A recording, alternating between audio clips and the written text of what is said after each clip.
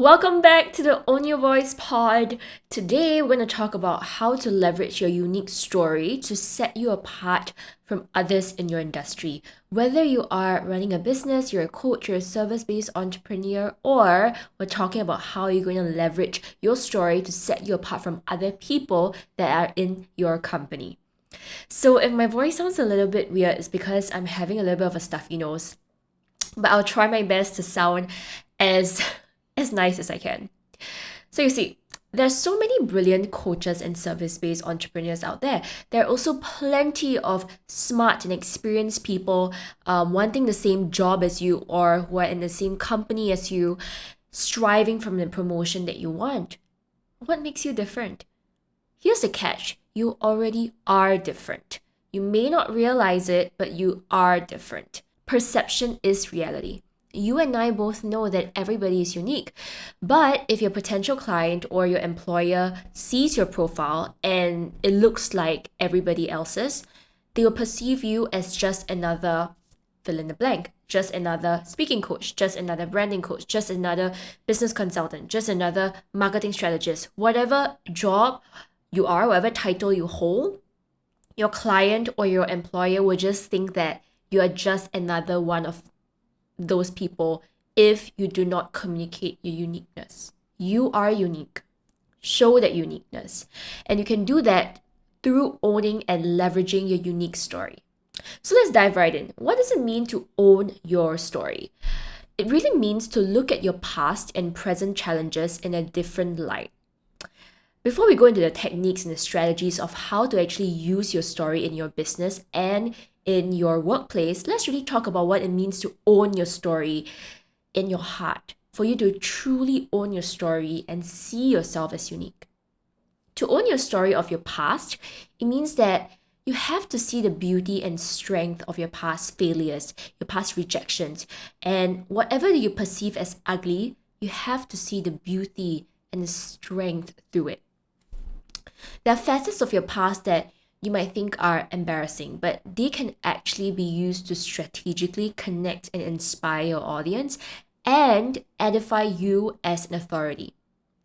To own your story in the present means that you really have to take a look at the meaning you give to what happens to your life. Do you see something? Do you see it as something that grows you, or do you see it as something that builds your character, or do you just see it as something that brings you down, or something that is embarrassing? Because the story you tell yourself creates your reality and in turns creates the perception people have about you. Owning your story really encapsulates how you talk to yourself and about yourself, which influences the way you communicate with others at work, in your business, and in your relationships. So today, we are really going to be talking about not just how you can own your story, but the various ways that you can leverage it to set you apart in your industry. So we'll be talking about owning your story so you can speak up and show up with that unshakable confidence and unforgettable presence. And we'll also be talking about how you can use your story in building your business or personal brand, in creating content for your audience, in your interviews, in introducing yourself to someone new, or at a networking coffee. We're going to talk about how you can own that story, leverage and use it so that when people interact with you, whether it is in real life or whether it's online or whether it's even through your cover letter, they will remember you. Owning your story actually starts with seeing beauty in the ugly. 4 years ago, I got a once-in-a-lifetime chance to be a radio producer, which was a job that I kind of dreamt to be in. I mean, not exactly. I always wanted to be a radio DJ, so it's in an industry that I dreamt to be in, which is the radio broadcasting industry. So for years, I've worked so hard to be in broadcast radio. At 19, I entered a radio competition, and I didn't think about it when I applied. But when I just applied, one fine morning, I got a call and they told me that I was chosen to be in the top 8. And I was like, oh my goodness. this must be it. This must be my dream coming true. I'm meant to be in this industry. So I walked into orientation with all my hopes and my dreams because the winner will actually get a chance. No, the winner will win a contract to be a DJ in the radio station. That means that if I win this competition, I will be able to be a DJ in the radio industry in Singapore over here. So I walked in with all my hopes and dreams, and I watched it crumble down as I got eliminated. And I blamed myself. I hated myself for it. I felt like I just wasted the opportunity. I just wished I could have done better.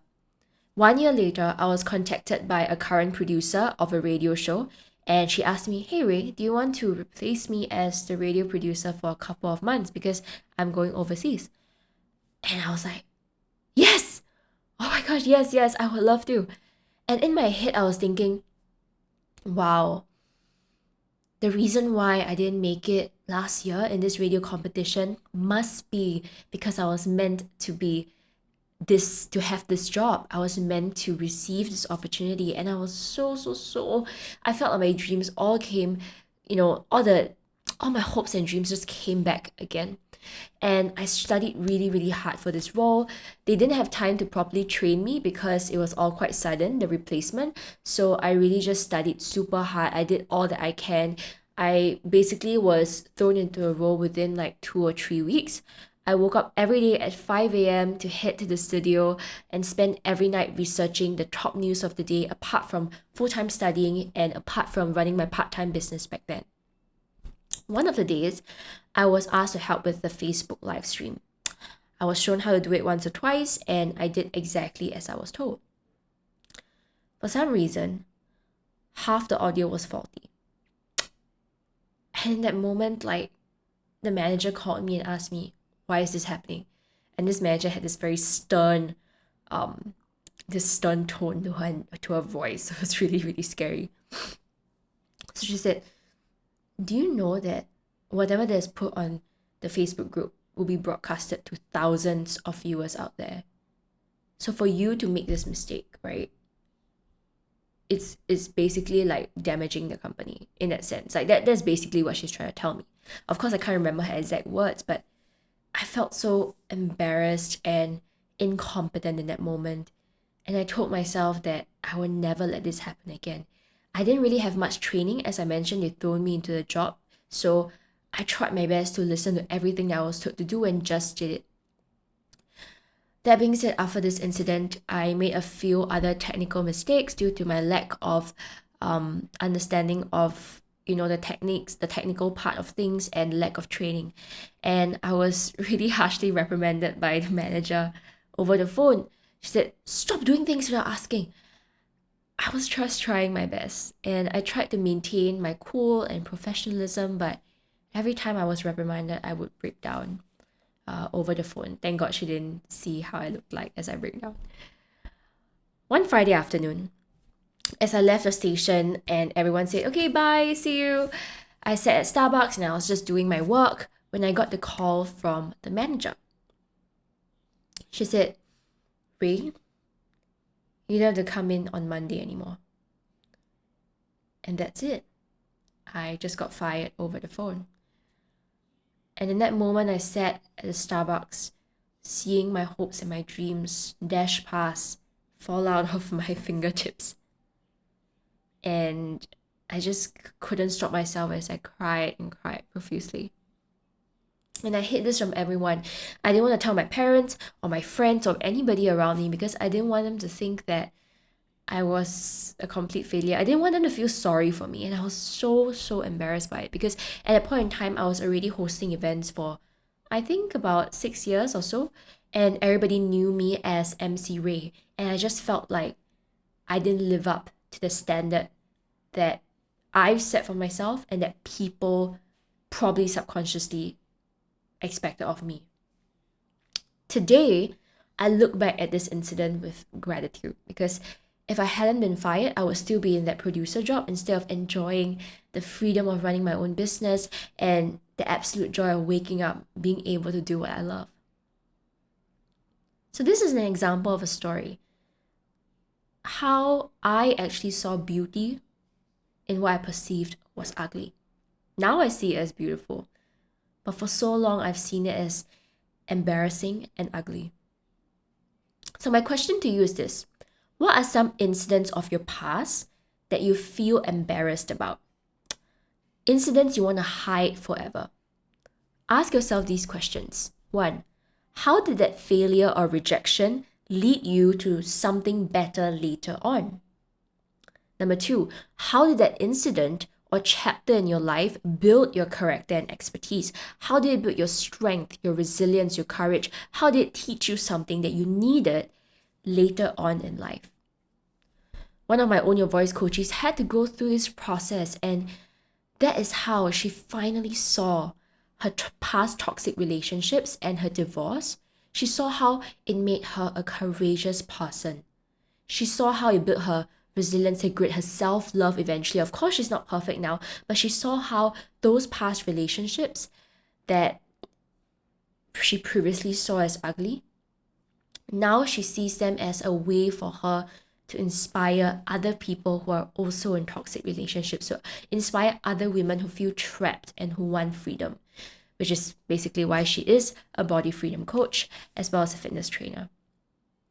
So right now she uses her story to inspire so many, but she wouldn't be able to do that if she didn't see the beauty in the ugly.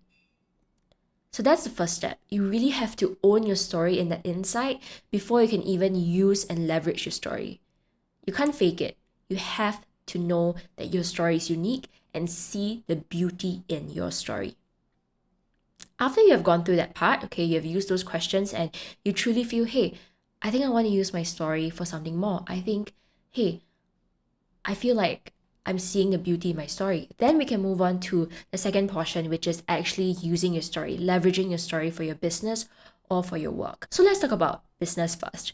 Let's say if you're a coach or you're a service-based entrepreneur, you have to build a business brand. I mean, every business has a brand. You need to have a brand. You can't just sell a product that is great and expect it to sell just by itself.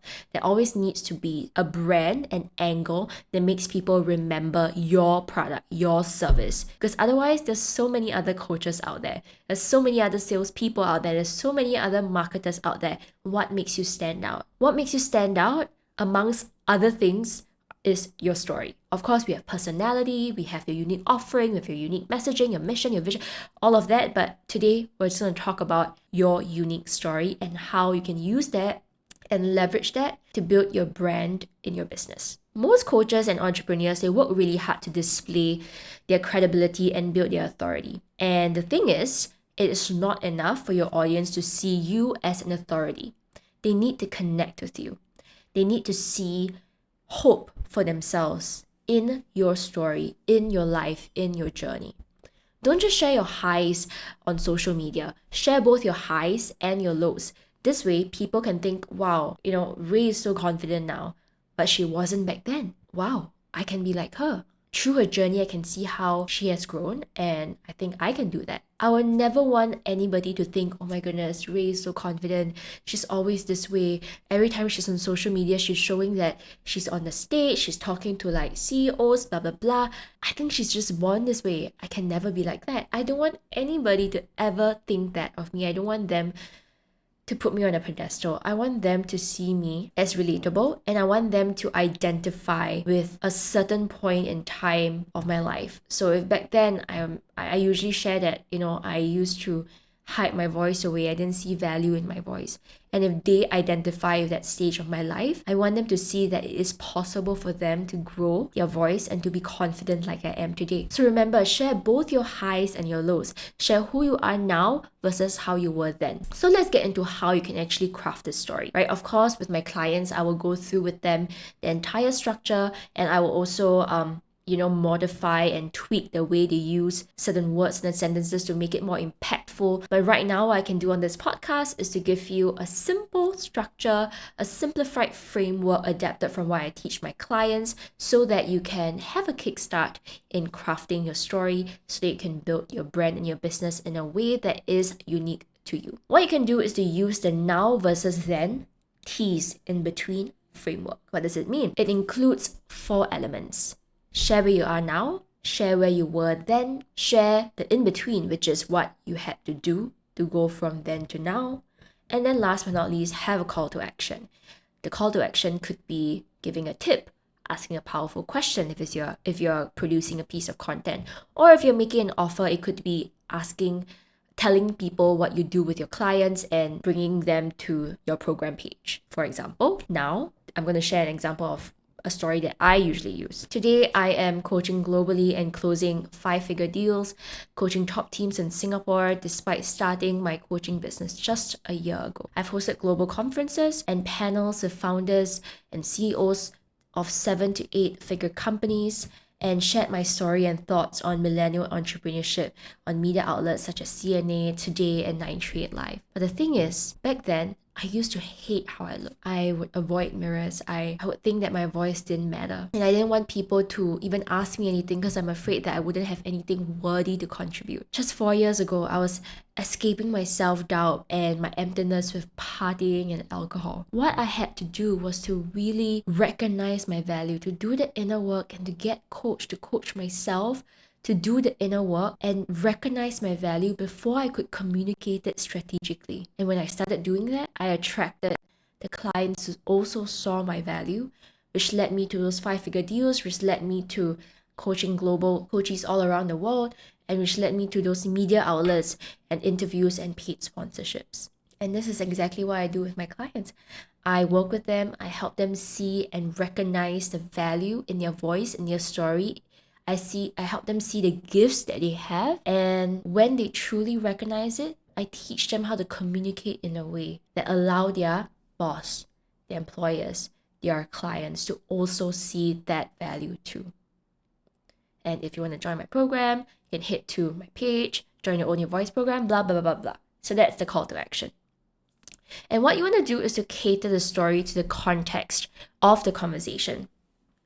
If I was creating content on confidence, I would say something along the lines of, many of you see me confidently speaking up on screen, hosting and speaking on stages in front of thousands of people.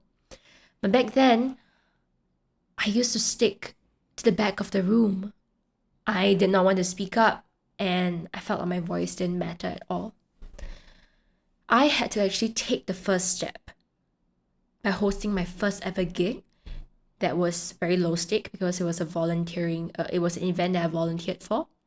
I wasn't paid, so I felt that it was safe enough for me to do it. It was in an environment that I felt comfortable, and I had to take that first step in that safe environment and do it so many times, practice so many times, make those little tweaks before I was able to take my first high stake event. It was paid, that was in front of a whole bunch of strangers, that was eventually in front of like CEOs, in front of founders, in front of tech founders in a global tech conference that I hosted. So the message I want to share with you today is to take the first step. Wherever you're at right now, you can take the first step so that that first step can be the start of your growth journey towards confidently using your voice. So this is an example of a content piece that I could do. If I want to talk about, hey, in order to build confidence, you need to take the first step, I can share where I am now, confidently speaking, versus where I was then, not confidently speaking, and share what I had to do. So this is the then versus now, tease the in-between framework. Let's talk about how you can use your unique story in the workplace. You can use it in interviews and introducing yourself to someone new. You can use your story by sharing why you do what you do today. When someone asks you, hey, what do you do and why do you decide to choose this path? You can use your story, your journey to share your passion and to share why exactly you chose this job, you chose this profession.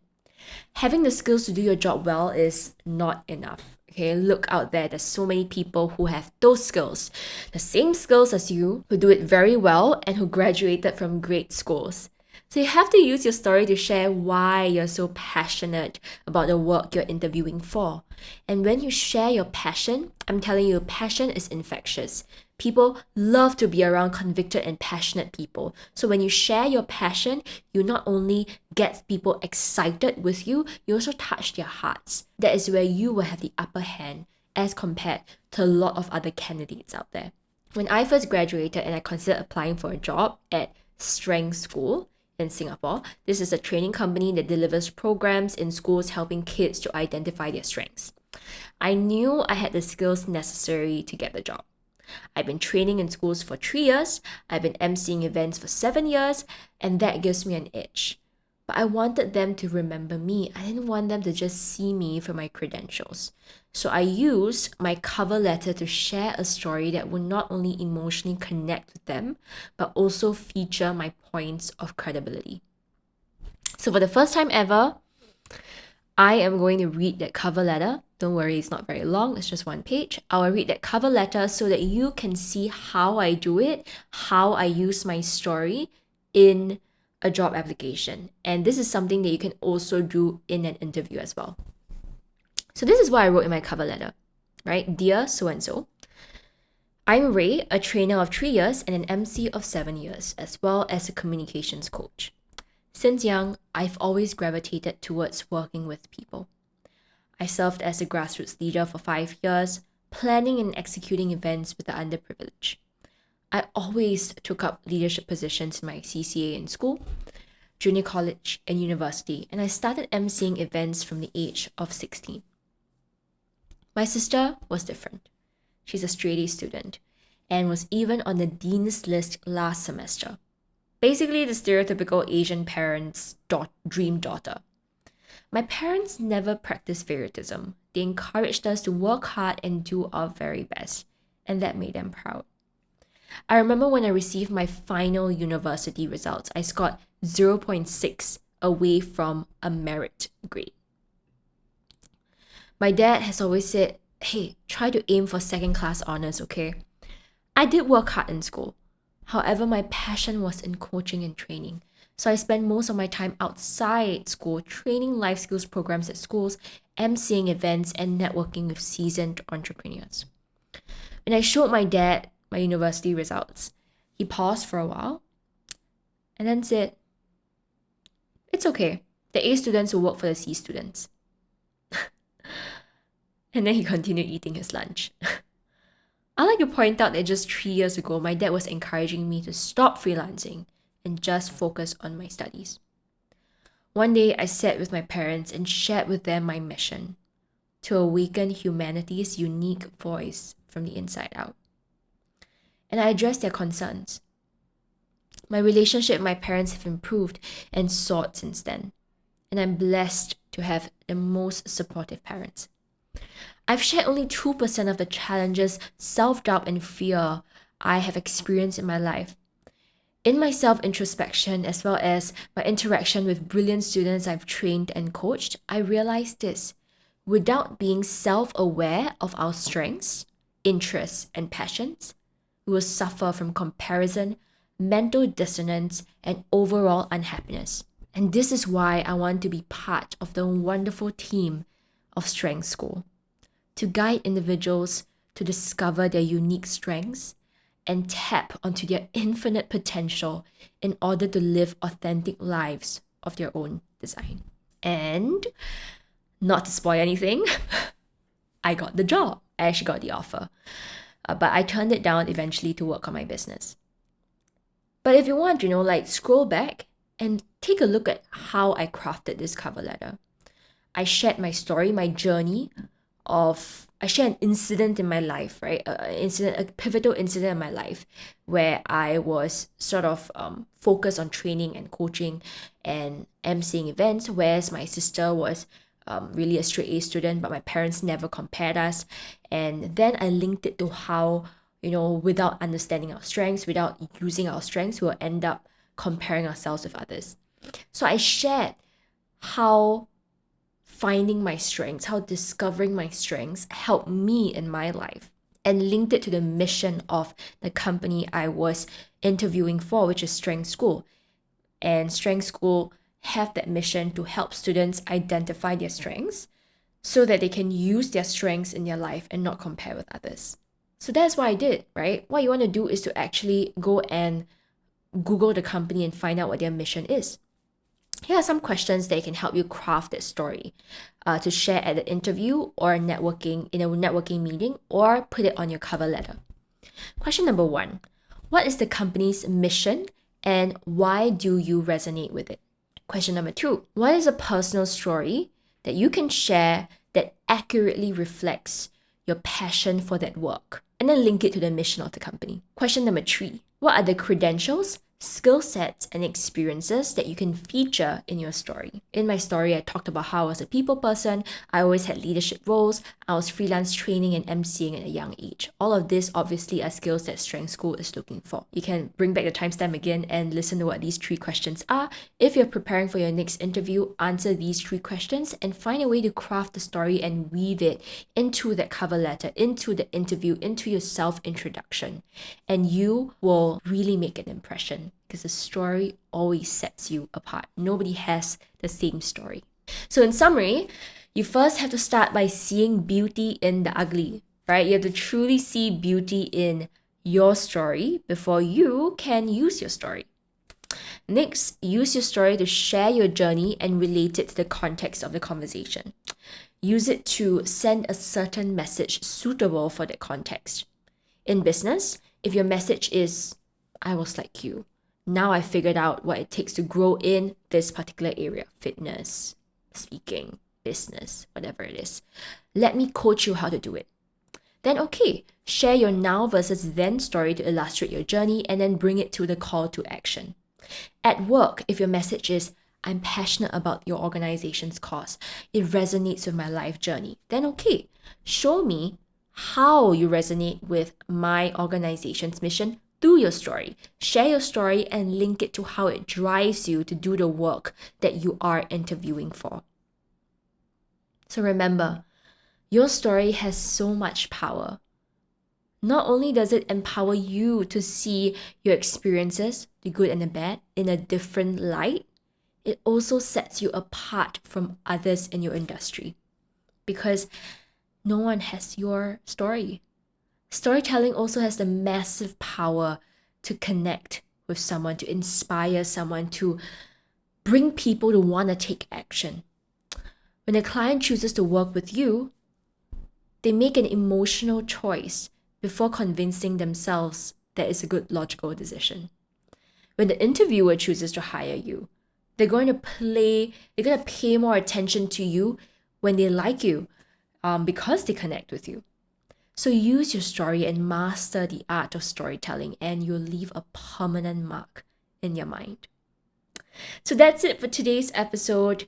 I hope that you're able to take a few tips away from this, and even the powerful questions and the steps that I've shared, use those tips to craft your story so you can leverage it and truly differentiate yourself, set you apart from everybody else in your business, in your industry, in your workplace.